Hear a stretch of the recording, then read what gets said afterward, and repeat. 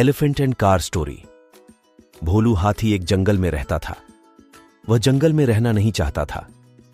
जंगल के पास से जो रास्ता गुजरता था उस पर वह सुंदर और चमकीली कारों को आते जाते देखता था। उसका बहुत मन करता था कि उसके पास भी एक कार होनी चाहिए। एक दिन वह जंगल के पास वाले रोड के पास एक जगह खड़ा था। तभी पास ही में एक कार आकर रुकती है।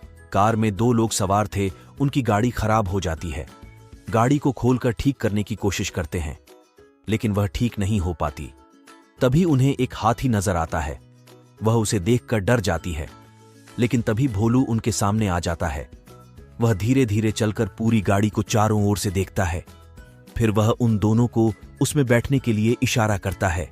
दोनों उसका इशारा समझकर गाड़ी में बैठ जाते हैं। उसके बाद भोलू गाड़ी को अपनी सूंड से धक्का देने लगता है। वह धीरे धीरे उन्हें जंगल से बाहर निकाल देता है। पास ही में गाड़ी ठीक करने की गैराज थी।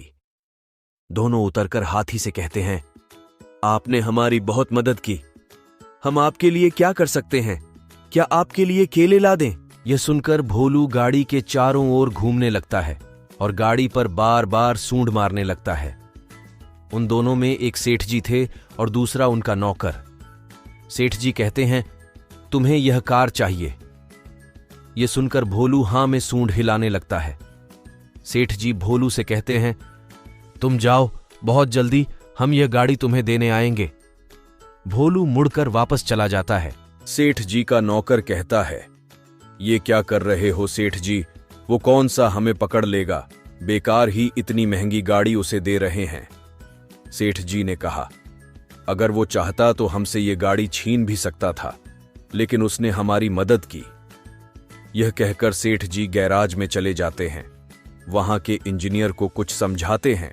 इसी तरह कई दिन बीत जाते हैं। एक दिन भोलू नदी के किनारे पानी पी रहा था। तभी उसे गाड़ी का रहान सुनाई दिया। भोलू दौड़कर रोड पर आया तो देखा सेठ जी गाड़ी के साथ खड़े थे। उन्होंने गाड़ी को लंबा करा दिया था, बड़ा सा गेट लगवा दिया था जिससे भोलू उसमें चढ़ सके। आगे दो बड़े बड़े डिब्बे जैसे रबर के बटन लगा दिए। पैर से आगे पीछे करने से गाड़ी चलने लगती थी। ये कार के पेडल थे। सेठ जी ने गेट खोला। भोलू उसमें जाकर बैठ गया। अब वह पैर आगे पीछे करने लगा, जिससे धीरे धीरे गाड़ी चलने लगती है। भोलू को बहुत मजा आता है। वह गाड़ी को रोककर उससे नीचे उतरकर जमीन पर बैठकर सेठ जी के पैरों को सूंड से छूता है, जैसे सेठ जी को धन्यवाद दे रहा हो। सेठ जी उसे बहुत प्यार करते हैं। फिर वे कुछ दूर खड़ी अपनी गाड़ी में बैठकर चले जाते हैं। इस तरह भोलू का कार चलाने का सपना पूरा हो जाता है।